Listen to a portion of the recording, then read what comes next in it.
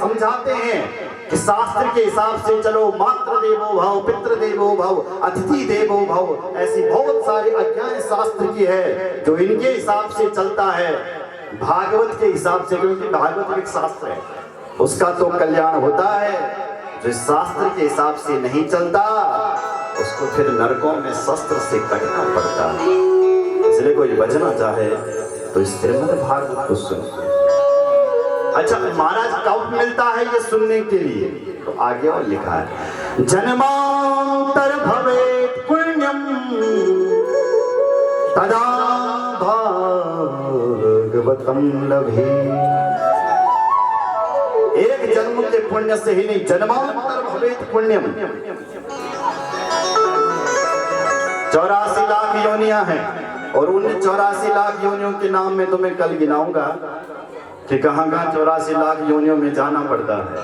इसलिए 84 लाख योनियों में जब हम गए होंगे, जन्म जन्मांतरों में, उस समय हमने जितने पुण्य किए होंगे, उस पुण्य का प्रताप यह है कि आपको भागवत करवाने का मौका मिला है अपने पितरों के लिए, और आपको भागवत सुनने का मौका मिला है। क्योंकि जन्मांतर भवेत् पुण्यम तदा भागवतम लभे। जब हमारे कई जन्मों के जब भाग्य उदय होते हैं, पुण्य उदय होते हैं, तब हमें ऐसी कथा सुनने के लिए मिलती है। बोले जय सिया राम। इसलिए ये कथा साधारण नहीं है, कई जन्मों के बाद होती है। एतस्माद् परम किंचित् मनःशुद्धेन विद्यते। मन को शुद्ध करने वाली है। देवों से भी दुर्लभ ये कथा है, देव दुर्लभ कथा है। कैसे महाराज? बोले महाराज परीक्षित के सामने भी मौत खड़ी हुई। आपने सुनी होगी कथा, इसी में आएगी आगे। परीक्षित को 7 दिन में मरना था, क्या किया जाए, कैसे कल्याण होगा?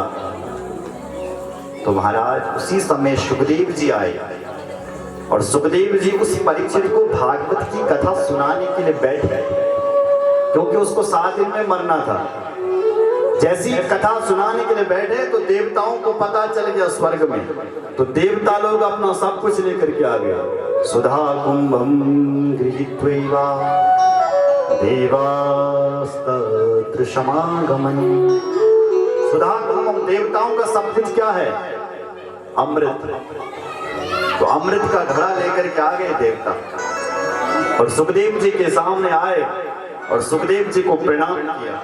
कहा, शुकम नत्वा वदन् सर्वे स्वकार्या कुशलासुरा कथा सुरां प्रयच्छस्व गृहीत्वैव सुरामिमाम्। शुकम नत्वा, सुखदेव जी प्रणाम। हम देवताओं को जैसे ही पता चला कि आप इस परीक्षित को कथा सुनाने के लिए जा रहे हैं महाराज, हम देवता अपना सब कुछ ले आए। हम चाहते हैं कि इस परीक्षित को जो तुम कथा सुना रहे हैं वो हम देवताओं को सुनाओ, और ये जो मरने वाला परीक्षित है इसको तुम अमृत दे दो, ये अमर हो जाएगा। सुखदेव जी ताली बजा करके हंस पड़े। जब देवताओं ने ये कहा कि तपस्यामो वयम सर्वे श्रीमद् भागवतम, हम देवताओं को ये कथा अमृत दो, तो सुखदेव जी ताली बजा करके हंस ले।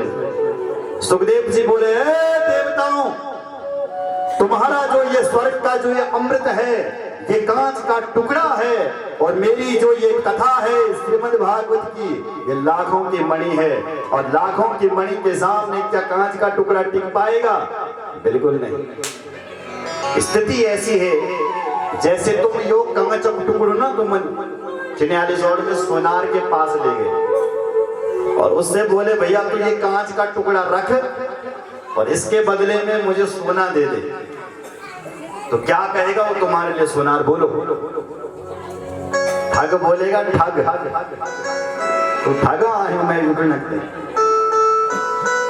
अरे मेरे सोने के सामने, मेरी मणि के सामने तेरा ये कांच का टुकड़ा क्या है?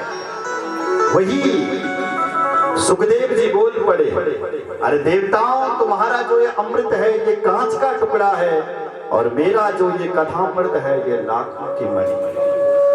वसुधा कथा लोके वकाचा क्वा मणिर्महा ब्रह्मरातो विचार्येवं तदा देवान् जहास। वसुधा वकाचा क्वा मणि, विनिमय तो बराबर की वस्तु का होता है, कहां कांच और कहां मणि। सारे देवताओं को भगा दिया, इसलिए जो कथा तुम सुन रहे हो ये देव दुर्लभ कथा है। अरे सौनकादिऋषियों, उन देवताओं को सुखदेव जी ने कथा नहीं सुनाई, इसलिए ऋषियों जो मैं तुम्हें कथा सुनाने के लिए जा रहा हूं ये देव दुर्लभ कथा है। और जय श्री देवता लोग मुंह लटका करके स्वर्ग में गए। स्वर्ग में ही नहीं, ब्रह्मा के पास गए। ब्रह्मदेव से कहा कि देखो महाराज,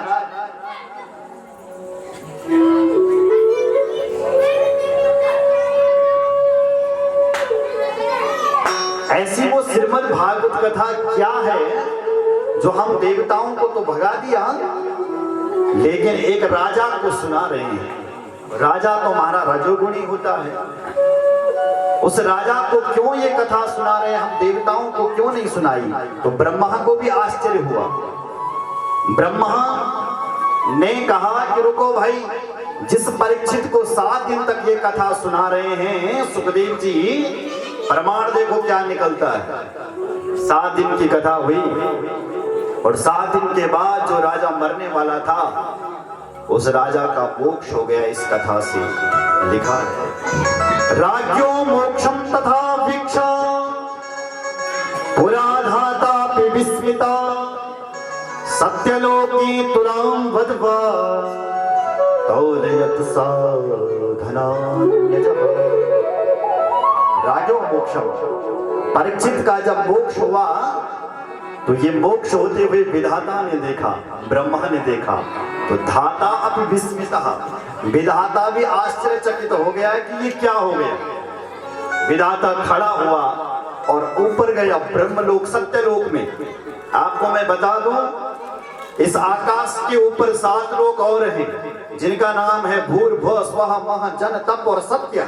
और इस समुद्र के नीचे, पृथ्वी के नीचे भी 7 लोक नीचे हैं, उनके नाम है अतल, वितल, सुतल, तलातल, रसातल और पाताल। तो ब्रह्मा जी सत्य लोक में गया और वहां की एक तराजू ली और एक पन्ने पर श्रीमद् भागवत की किताब को रखा और अन्य पन्ने पर अनेक अनेक धर्म शास्त्रों को रखते चले गए। और जब तराजू को उठा करके देखा तो लघुन्यन्यानि जातानि गौरवेण इदं महत् तदा ऋषिगणा सर्वे विस्मयं परमं ययुः। श्रीमद् भागवत के सामने अन्यानि लघूनि जातानि सारे धर्म शास्त्र ऊपर लटक गए। भागवत का पन्ना इतना भारी हो गया महाराज, धर्म शास्त्र फीके पड़ गए इसके सामने। ऋषियों देख रहे थे, ब्रह्मा जी भी देख रहे थे। उसी समय ऋषियों ने घोषणा की कि निमिरे भगवत रूपम शास्त्रम भागवतम कलो। महाराज, इस कलयुग में, इस श्रीमद् भागवत में भगवान श्री कृष्ण आकर के साक्षात विराजमान हो रखे हैं। भगवान कृष्ण कहाँ रहते हैं? बोले भागवत के अंदर रहते हैं। तेनेयं मां वही मूर्ति प्रत्यक्षा वर्तते हरे। अगर